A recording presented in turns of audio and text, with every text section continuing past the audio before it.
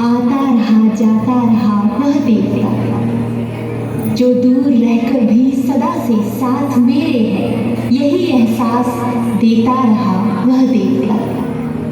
मैं जागता हूँ या नहीं ये देखने द्वार पर मेरे दस्तक सदा देता रहा वह देवता, जो गति मेरे नियत था ठीक मुझसे मुझे करता रहा वह देवता।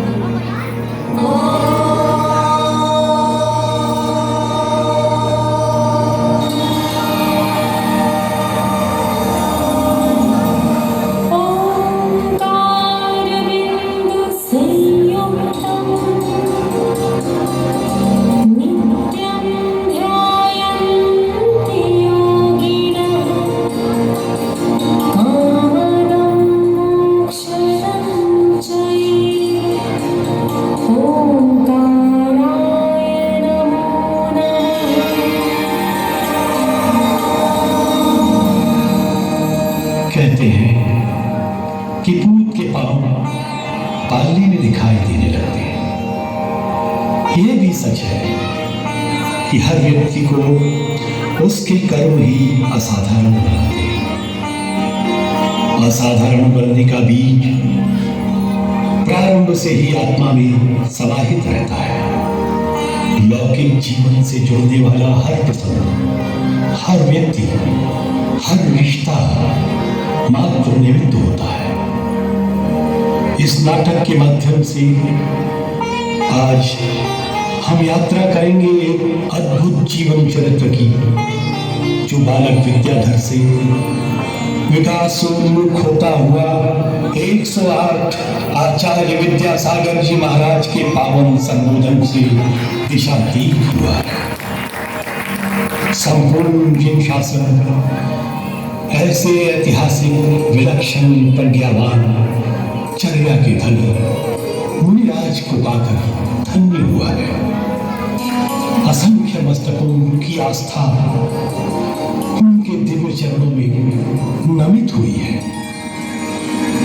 इस नाटक का मूल स्रोत मुनि क्षमा सागर जी द्वारा रचित पुस्तक आत्मान्वेषी है। एक योग्य शिष्य की अपने गुरु के प्रति अनन्य भक्ति एवं समर्पण का इससे बढ़कर दूसरा उदाहरण हो ही नहीं सकता। मुनि श्री क्षमा सागर जी ने अपने गुरु की मां श्रीमती जी की अनुभूतियों का वर्णन इतने मार्मिक ढंग से किया है मानो परकाया प्रवेश किया हो। चलचित्र की भांति बालक विद्याधर का बचपन, यौवन, उनका वैराग्य की ओर उन्मुख मन और अंत में उनकी दीक्षा का प्रसंग, सब कुछ नेत्रों के सन्मुख सजीव हो उठते हैं। आइए इस नाटक के माध्यम से हम देखते हैं इस अप्रतिम जीवन चरित्र को।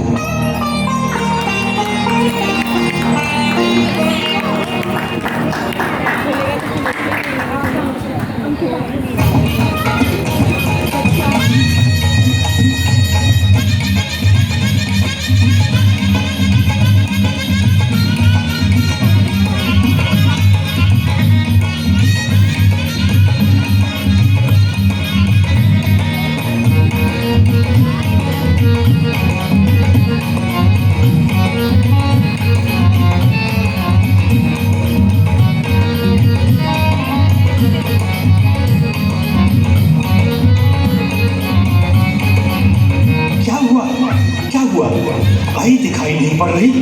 अब ठीक तो है वो? मल्लप्पा जी, मिठाई खिलाइए, आपके घर में चांद सा बैठा हुआ है। शरद पूर्णिमा की सुनहरी रात में चांद हमारे यहाँ उतर आया। मुझे तो विश्वास ही नहीं हो रहा। सच, इतना सुंदर, इतना धवल है वह कि मुझसे आंखें ही नहीं हटती। जाइए आप श्रीमती जी से मिल आइए, हमें भी बहुत कार्य करने हैं। पर हमारे लिए मिठाई लाना ना भूलिएगा। जच्चा रानी मेला लाने जाया रे, जच्चा रानी मेला जाया रे।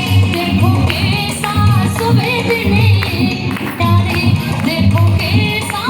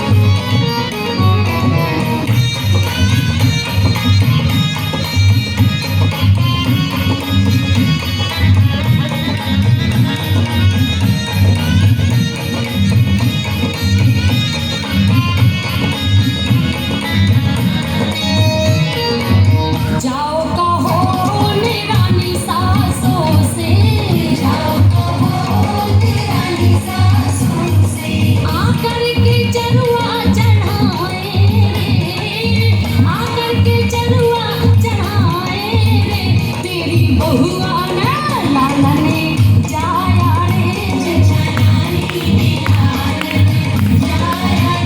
देखो कैसा सुबह दिन आया रे हाँ देखो कैसा सुबह दिन आया रे चचा रानी ने लाला ने जाया रे चचा रानी ने लाला ने जाया रे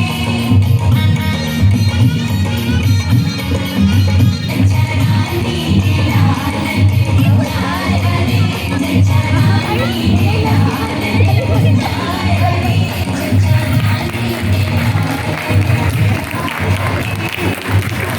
अरे सच ही तो कह रहे हैं सब। शरद पूर्णिमा की इस चांदनी रात में मानो चांद ही हमारे आंगन में उतर आया है। हाँ, क्या नाम रखेंगे इसका? शरद?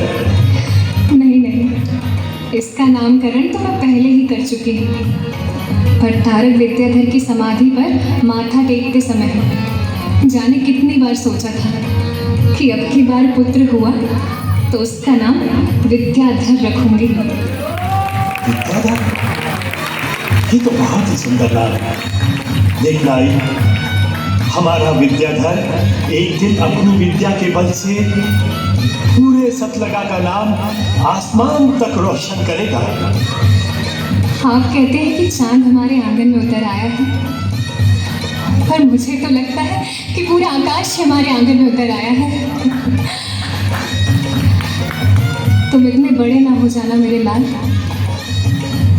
कि मेरा आंगन तुम्हारे लिए छोटा पड़ जाए।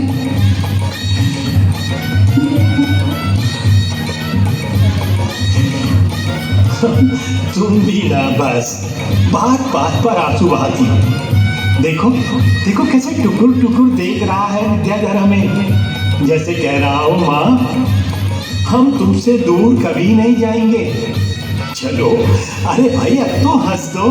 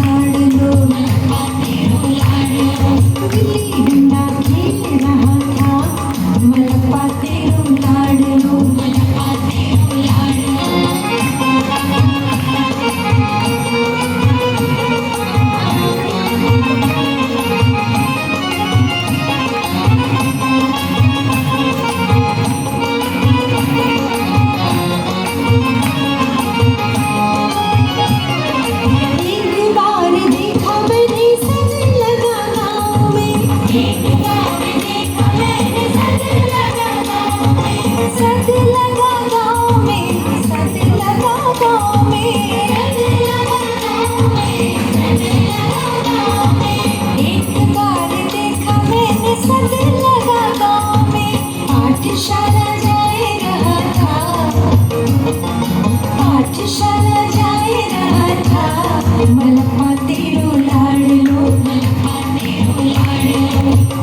शाळा जाई रहा था मलप्पा तीरो लाडलो तीरो लाडलो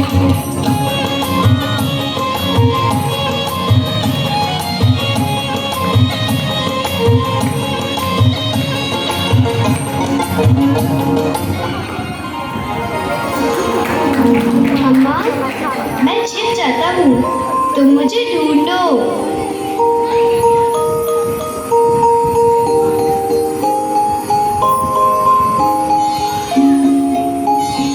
विद्या, विद्या, विद्या, कहाँ हो तुम? देखो जल्दी सामने आओ, मेरा मन बहुत घबरा रहा है। अम्मा, हम तो यही हैं, तुम्हारी गोद में। आँख मिचौली के खेल में इतनी दूर क्यों छिपा रहे कि हम तुम्हें ढूंढ ही नहीं पा रहे थे? तुम्हें छोड़कर हम कहाँ छिपेंगे माँ? यहाँ ऐसी कोई जगह ही नहीं है जहाँ तुम ना हो, जहाँ मैं ना हो। यहाँ तो सब और हम ही हम हैं माँ। चल हट, छोटे मुंह बड़ी बातें करता है। देखना, अब तेरे साथ कभी ना खेलूंगी। पर हम जरूर खेलेंगे। बड़े होकर हम कोई ऐसा खेल खेलेंगे जिसमें हार जीत नहीं होती, जिसमें कोई अपना और कोई पराया नहीं होता। अम्मा, तू मुझे रोकेगी तो नहीं? मैं भला क्यों रोकूंगी तुझे? हम जानते हैं तू रोकेगी, पर हम नहीं रुकेंगे। हम तुमसे घर से बाहर खेलने की जिद करेंगे और कहेंगे कि लो, हम ये चले। हम जाते हैं माँ। तुम पकड़ने आओगी, पर हम पकड़ में थोड़ी नहीं आएंगे। अपनी माँ के राजा बेटे जो हैं। कैंची की तरह जबान चलने लगी है तेरी। चल भाग यहाँ से, मुझे काम करने दे अभी।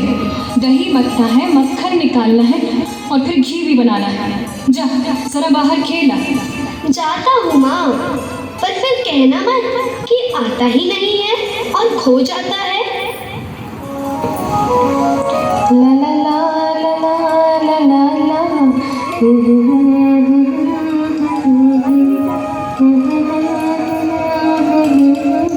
ला ला ला ला ला ला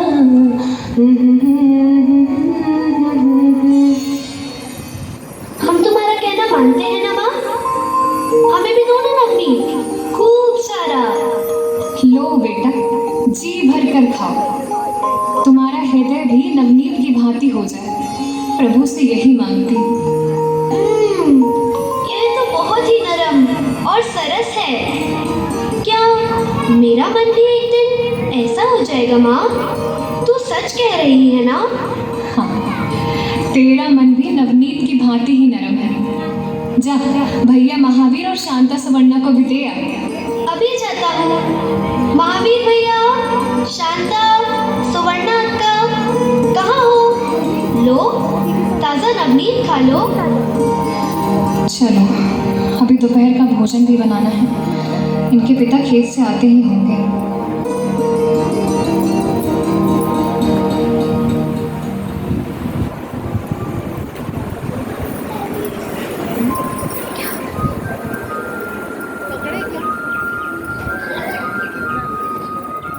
अरे आई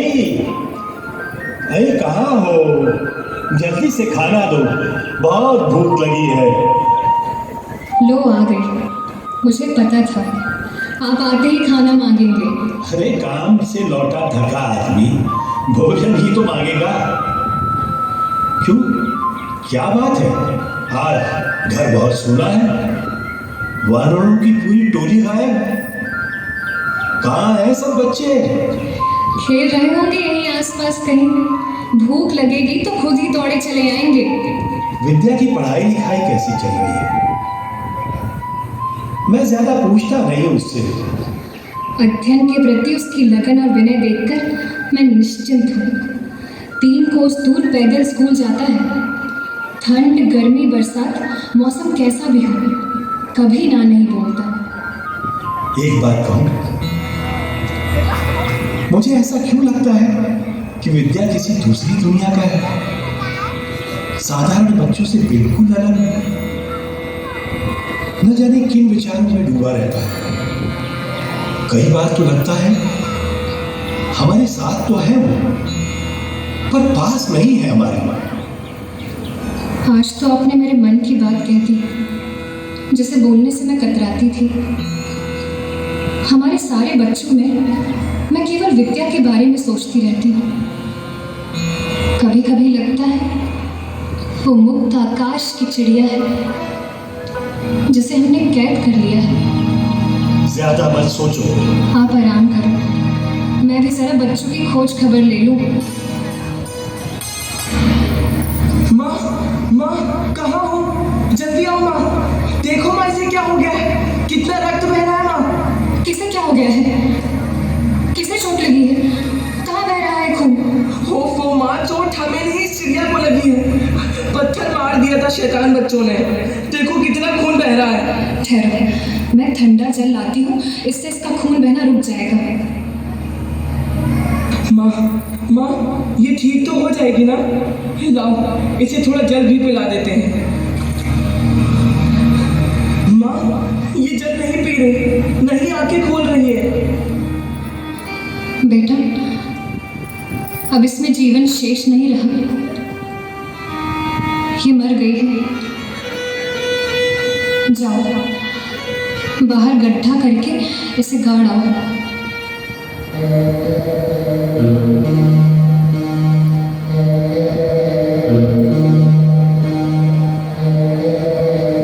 कहीं ऐसा ना हो कि इस घटना का विद्याधर के मन पर विपरीत प्रभाव पड़े। वो वैसे भी बहुत संवेदनशील है। अब अच्छे से मुंह हाथ धो लो, मैं सभी को भोजन परोस देती हूँ। मैं आज खाना नहीं खाऊंगा। क्यों? बस ऐसे ही, मन नहीं है मेरा। देखो विद्या, ऐसी छोटी छोटी बातों से विचलित होकर मन को दुखी नहीं करते। ये सिर्फ एक घटना थी। वो चिड़िया देखते ही देखते मेरे हाथों में मर गई, और आप कहती हो ये सिर्फ एक घटना है? जीवन क्या ऐसे ही होता है माँ? पर तुम तो दोषी नहीं हो। तुमने तो उसके प्राणों की रक्षा करने का पूरा प्रयत्न किया। प्रयत्न ही हमारे हाथ में है पुत्र, प्रारब्ध नहीं। तुम ठीक कहती हो माँ, पर अभी मैं एकांत चाहता हूँ। आप सभी को भोजन करा दो।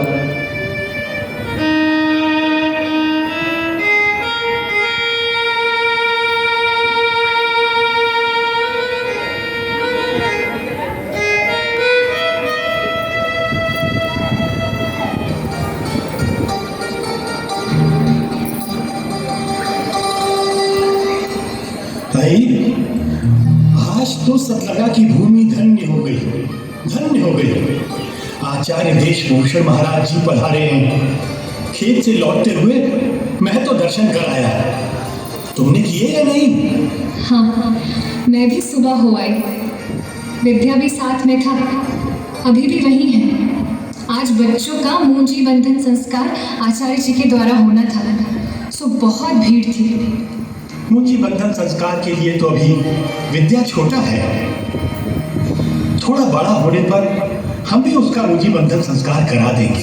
पिताजी, पिताजी, देखिए पिताजी, आचार्य श्री ने मेरा भी मुंजी बंधन कर दिया। पर इसके लिए तो तुम अभी बहुत छोटे हो। जरूर इसने आचार्य श्री के समक्ष हट किया होगा। नहीं माँ, आचार्य श्री बस मुझे गौर से देखते रहे, फिर कहा ये बालक तो बहुत योग्य है, और उन्होंने मुझे संस्कारित कर दिया। इस संस्कार की लाज हमेशा बनाए रखना। माँ, तुम्हें याद है 2-3 बरस पूर्व जब आचार्य शांति सागर महाराज शेखबाई गांव में पधारे थे, तब आप और पिताजी हम सब भाई बहनों को उनके दर्शन कराने ले गए थे। हाँ, और तुमने कितनी उत्सुकता से उनके केश रंजन की क्रिया को देखा था, बिना पलक झपकाए, एक टक। माँ, मैं भी आज वैसे ही दिख रहा हूँ ना, आचार्यों जैसा? वैसा दिखने और वैसा बनने में बहुत अंतर है विद्या। वो साधना का पथ है। ये सब बातें समझने के लिए तुम अभी बहुत छोटे हो। छोटे से ही तो बड़ा बना जाता है। अभी छोटा हूँ, फिर देखना बहुत बड़ा बन जाऊंगा। अब ये बड़ी बड़ी बातें बंद करो। चल जरा 24 तीर्थंकरों के नाम तो बताओ। ऋषभनाथ, अजितनाथ, संभवनाथ, अभिनंदननाथ, सुमतिनाथ, पद्मप्रभ, सुपार्श्वनाथ, चंद्रप्रभ, पुष्पदंतनाथ, शीतलनाथ, श्रेयांसनाथ, वासुपूज्य, विमलनाथ, अनंतनाथ, धर्मनाथ, शांतिनाथ, कुंथुनाथ, अर्धनाथ, मलिनाथ, मुनिसूरत, नमी, नेमी, पार्श्वनाथ, वर्धमान। शाबाश। अब जरा भक्तावर जी का पहला श्लोक सुनाओ। मुली मणि प्रमाण, मुदोदकम दलित पाय, नमो बिताना सभ्य। भक्तावर अभी तुम्हें याद नहीं हुआ है। बोलने में भी अशुद्धियां है। देखो शुद्ध पाठ ये है। भक्तामर प्रणत मौलि मणि प्रभाना, मुद्योतकम दलित पाप तमो वितानम, सम्यक प्रणम्य जिनपाद युगम युगाधा, वालंबरम भवजले पतताम जनानाम। मैं क्षमा चाहता हूँ पिताजी। इस चित स्वरूप 2 घंटे कान पकड़कर खड़े रहने का दंड स्वीकार करता हूँ। पर तुम्हारे पिताजी ने तो तुम्हें दंडित किया ही नहीं है। ये दंड मैंने स्वयं चुना है माँ। आखिर गलती भी तो मैंने ही की थी।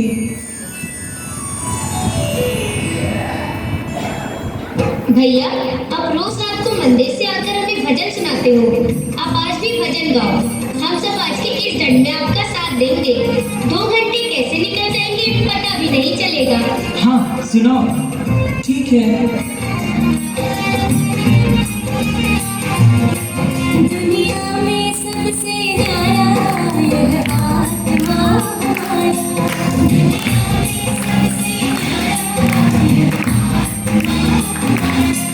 सब देखन जानन हारा, सब देखन जानन हारा, यह आत्मा हमारा। दुनिया में सबसे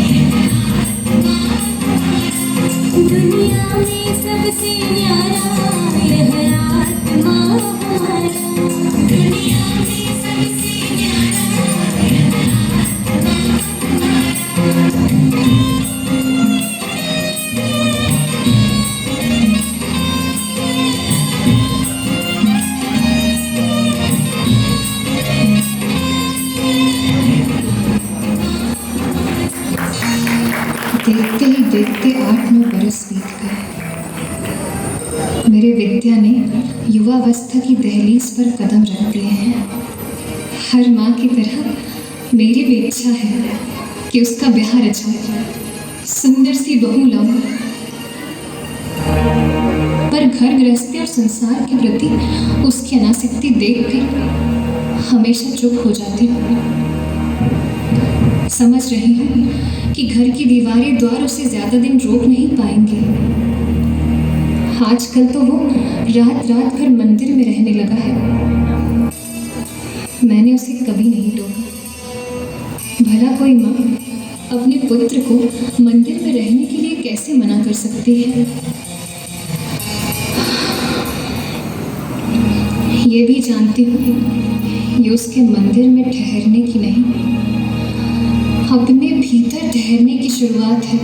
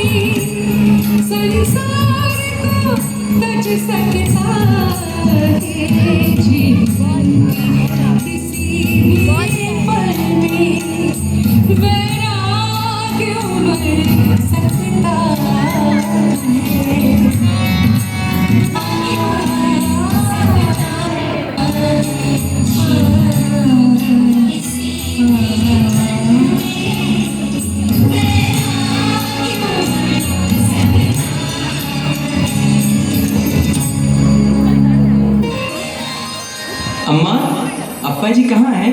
आते ही होंगे। कोई जरूरी काम है क्या? मैं जयपुर जाना चाहता हूँ। आचार्य देशभूषण महाराज जी अम्मा वही हैं। उनसे कुछ सीखना चाहता हूँ। मैंने सब सुन लिया है विद्याधर, पर तुम घर छोड़कर कहीं नहीं जाओगे, समझे? जी।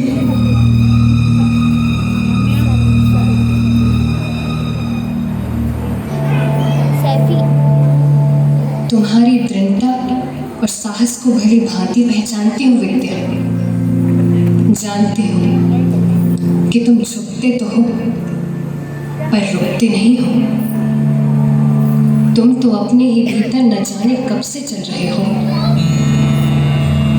मौन, एकाकी,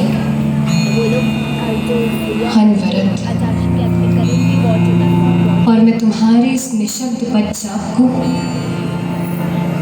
कब से सुन रही हूँ। ये क्या है? तुम्हारी आंखों में आंसू है। क्या विद्याधर के लिए चिंतित है? कहीं नहीं जाएगा वो। मैंने समझा तो दिया है उसे। नहीं, कोई बात नहीं है। आप विश्राम कीजिए, मैं जरा मंदिर होकर आती हूँ। भैया कितने दिनों से घर पर नहीं है, जाने कहाँ चला गया? अम्मा से पूछती हूँ तो वे कुछ नहीं बताती। अम्मा अप्पा कुछ भी नहीं बताते। अम्मा रात को न जाने कितनी बार द्वार खोल खोल कर देखती हैं। हाँ, और कुछ पूछो तो रोने लगती है। कहाँ चला गया है भैया बिना कुछ बताए? कितने दिन हो गए, लगता है घर में सबकी भूख ही मर गई है। न कोई ठीक से खाता है न सोता है। माँ माँ माँ, पक्की खबर मिली है कि विद्याधर जयपुर में ही है। आप कहो तो मैं चला जाता हूँ, उसे मना कर लौटा लाऊंगा। सच्ची? क्या भैया जयपुर में है? हाँ, वो आचार्य देशभूषण महाराज की सेवा बहुत तत्परता से कर रहा है। पैदल चलकर अपने हाथों से प्रासुक जल और दूध लाता है। संघ के ठहरने की जगह को अपने हाथों से झाड़ता बुहारता है और सावधानी पूर्वक कमंडल से प्रासुक जल डालता है। तब तो उसे आचार्य देशभूषण महाराज का खूब आशीर्वाद मिल रहा होगा। हाँ अम्मा, सुना है वे उसे शुभाशीष देते कहते हैं, विद्याधर सचमुच विद्याधर है, सब विद्याएं इसके पास हैं। ये एक दिन जरूर सच्चा मोक्ष पुरुषार्थी बनेगा।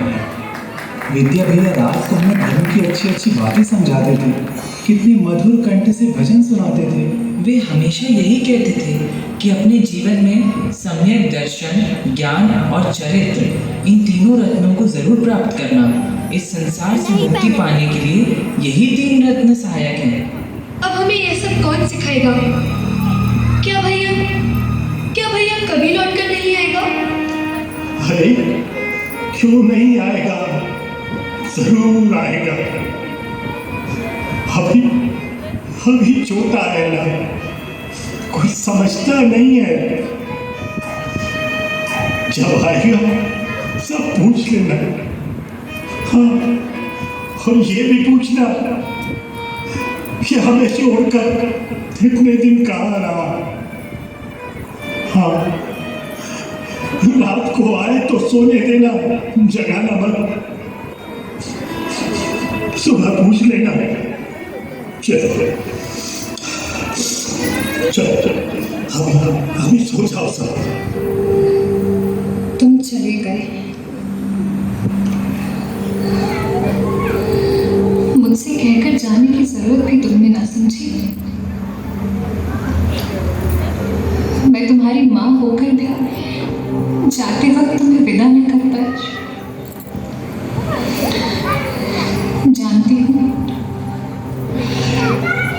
जानती हूँ एक सच्चे साथी की खोज तुम्हें बचपन से ही रही है। तुम कई बार घर के द्वार पर खड़े होकर अपने में ही खोए बाहर फैले असीम विस्तार में शायद उसे ही खोजते थे। प्रकृति का सौंदर्य, खेल खिलौनों की दुनिया, संबंधों का मोह पाश कब तुम्हें रोक पाया? तुमने तो सदैव सत्य का सौंदर्य देखना चाहा, खेल खिलौने की ऐसी दुनिया चाहिए जिसमें टूटने और बिखरने का दुख नहीं होता। ऐसे संबंध चाहे जो तुम्हें निर्बंध कर सके।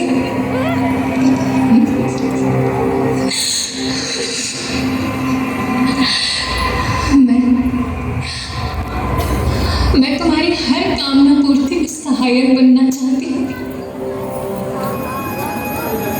विद्या के जयपुर में होने का समाचार मिला। महावीर चाहकर भी नहीं जा पाया। कैसे जाता? घर और खेतीबाड़ी की व्यस्तता ने उसके पैर जो बांध रखे हैं। फिर जयपुर दूर भी तो बहुत है। नहीं, वो पहुंच जाता, पर आचार्य देशभूषण महाराज जी के वहां से गमन के समाचारों से अनिश्चितता हो गई। अब कोई पक्की खबर ही नहीं मिल रही। अप्पा, आचार्य देशभूषण महाराज जी ससंग श्रवण बेलगोल में हैं। गोमटेश में भगवान बाहुबली के 12वें अभिषेक के सुअवसर पे वहां पहुंचे हैं। क्या विद्याधर उनके संग में है? हाँ माँ, पक्का है। साथ ही ये समाचार भी मिला है कि श्रवण बेलगोल पहुंचते ही उसने 7वीं प्रतिमा के व्रत को अंगीकार कर लिया है। महामस्तकाभिषेक के बाद वह संघ के साथ स्तवनिधि पहुंचेगा। महावीर, तू जल्दी से स्तवनिधि जाने की तैयारी कर ले।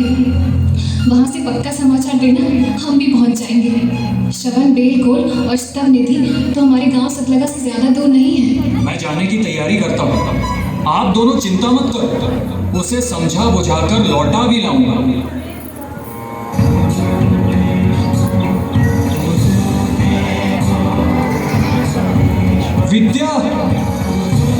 कैसे हो तुम? कितना ढूंढा तुम्हें, तब कहीं जाकर बड़ी मुश्किल से तुम्हारा पता मिला। तुम ठीक तो हो ना? मैं बिल्कुल ठीक हूँ। आचार्य जी के सानिध्य में अध्ययन चिंतन करके अपने जीवन को नई दिशा देने के प्रयासों में लगा हूँ। विद्या, घर लौट चलो। अभी बहुत बड़ी जिंदगी तुम्हारे सामने पड़ी है। घर में रहकर ही अध्ययन चिंतन कर लेना। तुम्हारे धर्म ध्यान में कोई बाधक नहीं बनेगा। मैं तुम्हें वापस ले जाने आया हूं। चल रहे हो ना? चुप क्यों हो विद्या?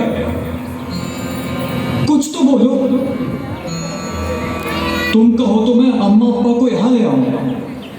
कितने व्यग्र हैं वे तुम्हारे लिए।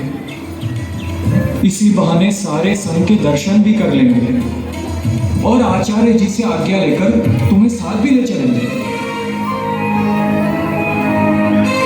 ओ मेरे गुरुवर परम, ओ मेरे अंतिम शरण, ओ मेरे गुरुवर परम, ओ मेरे अंतिम शरण, तेरा ही बस ध्यान, तेरा ही बस ध्यान।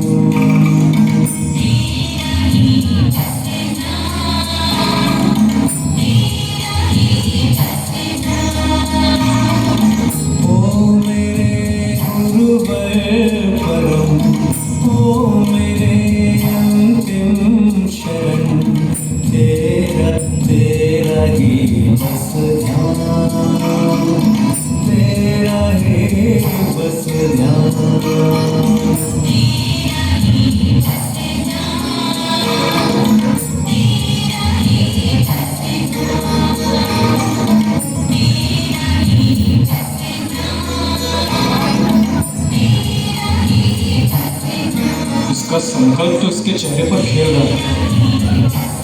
लगता है आज मुझे खाली हाथ ही लौटना पड़ेगा। अब की बार अम्मा अप्पा को साथ लेकर आऊंगा। परिवार का कोई व्यक्ति अब मुझसे मिलने आए और घर लौट चलने का आग्रह करे, इससे पूर्व भी मुझे गंतव्य तक पहुंचना है। मैंने सुना है कि सुदूर राजस्थान में एक विद्वान मुनि ज्ञान सागर जी हैं, जो सारे संघ को जैन सिद्धांत और दर्शन का गूढ़ अध्ययन कराने में निष्णात है। मुझे आचार्य देशभूषण जी से आगामी यात्रा की स्वीकृति लेनी होगी और शीघ्र ही ये स्थान छोड़ना होगा। जिसका मुझे आभास था वही हुआ। आखिर महावीर खाली हाथ लौट आए और तुम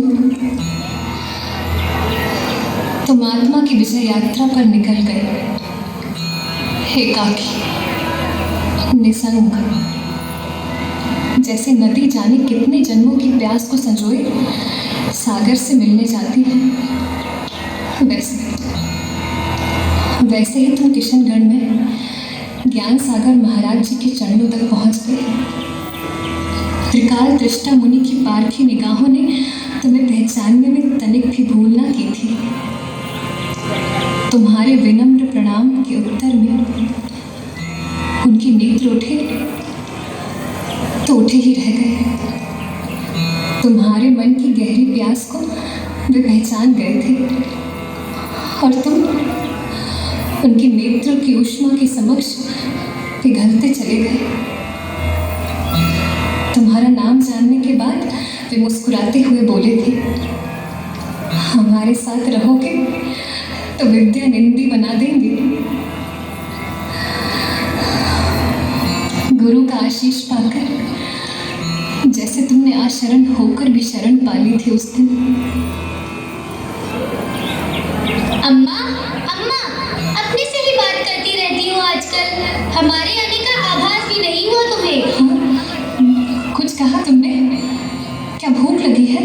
अम्मा, भूख क्या बस हमें लगती है, तुझे नहीं? देखो तो कैसा मुरझा गया है चेहरा। मैं अभी खाना लेकर आती हूँ, तीनों मिलकर खाएंगे। अरे अपने अब्बा को तो आ जाने दो, आजकल कहाँ ठीक से खाते हैं। नहीं अम्मा, मैं खाना लेकर आती हूँ। अब्बा आएंगे तो उन्हें भी खिला दूंगी।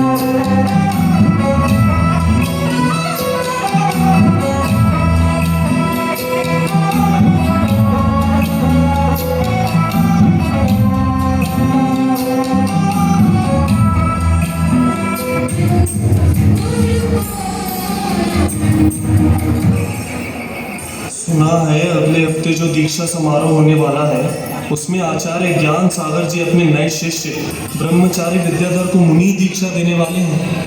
पर उनकी उम्र तो अभी मात्र 22 वर्ष की है। इतनी छोटी आयु में सीधे मुनि दीक्षा देना क्या उचित होगा? आज सुबह के प्रवचन सुने थे, उन्हीं विद्याधर जी ने दिए थे। ज्ञान और साधना का अपूर्व तेज था उनके मुख पर, और बोलने की शैली तो अनुपम थी। तब तो आचार्य श्री का निर्णय उचित होगा। अब हमें वो गहराई कहाँ जो किसी के व्यक्तित्व की था पा सकें। जिस तरह से आचार्य जी उसे अध्ययन करा रहे हैं और जिस लगन से वो उनके अनुरूप फल रहा है, निश्चित ही भविष्य का बहुत शुभ संकेत है। कल समाज की पंचायत सभा की मीटिंग हुई थी। दीक्षा महोत्सव को लेकर सभी को कार्यों का दायित्व सौंप दिया है। समय बहुत कम है और बहुत सी व्यवस्थाएं करनी है। चलो चलकर अपना अपना काम समझ लेते हैं। हाँ भाई, चलो चलो चलो।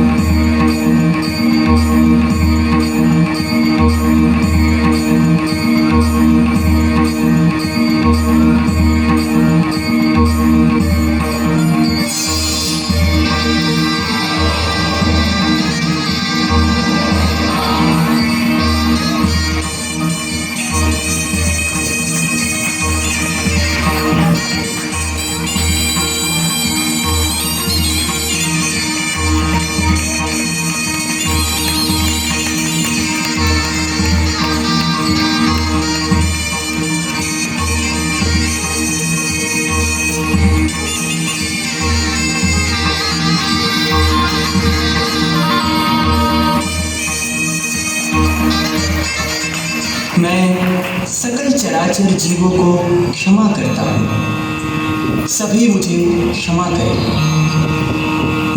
इन तीर्थंकर भगवान महावीर स्वामी के द्वारा प्रारूपित अनादिकालीन श्रम धर्म की शरण को स्वीकार करता हूँ। मैं समस्त पूर्वाचार्यों की शरण को स्वीकार करता हूँ। मैं चरित्र चक्रवर्ती दिगंबर जैनाचार्य श्री शांति सागर जी, आचार्य श्री वीर सागर जी, आचार्य शिव सागर जी महाराज की परंपरा में अपने साक्षात गुरु श्री ज्ञान सागर जी महाराज की चरण शरण को स्वीकार करता हूँ। पूज्य महाराज मुझे जैनेश्वरी दीक्षा देकर अनुग्रहित करें।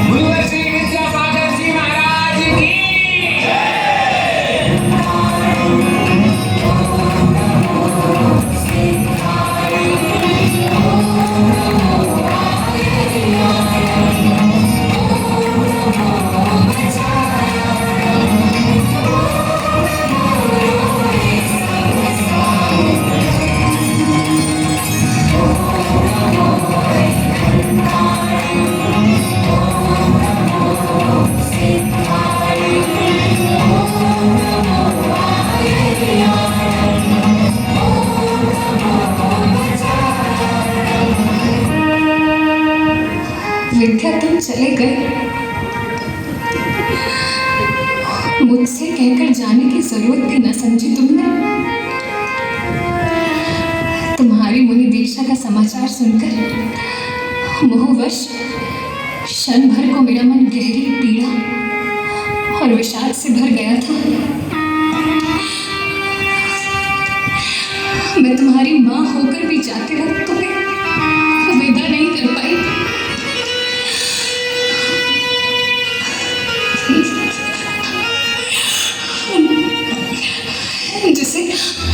जिसे 9 माह तक अपनी देह में छिपाए रहे, वही एक दिन मुझसे छिपकर चला जाएगा।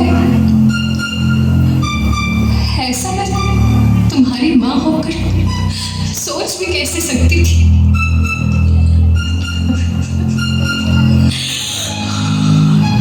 सच कहना विद्या,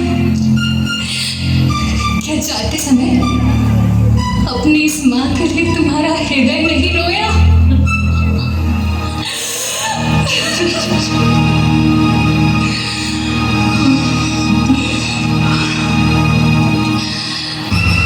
उस दिन अपने गुरु के साथ जब तुमने मोक्ष मार्ग पर पहला कदम बढ़ाया, तब लगा मानो धरा ने स्वयं चलकर तुम्हारे पग थाम लिए और कहा, हे शमर, ये रहे तुम्हारी विजय यात्रा के प्रथम चरण। जाओ जाओ और आकाश में अनंत ऊंचाइयों पर आबाद विचरण करो। जाओ जाओ पुत्र जाओ। हे वेद सागर शांतिमय, हो प्रकाश पुंज आनंदमय। वेद सागर शांतिमय, पुंज अनंत में हो सुधीर तुम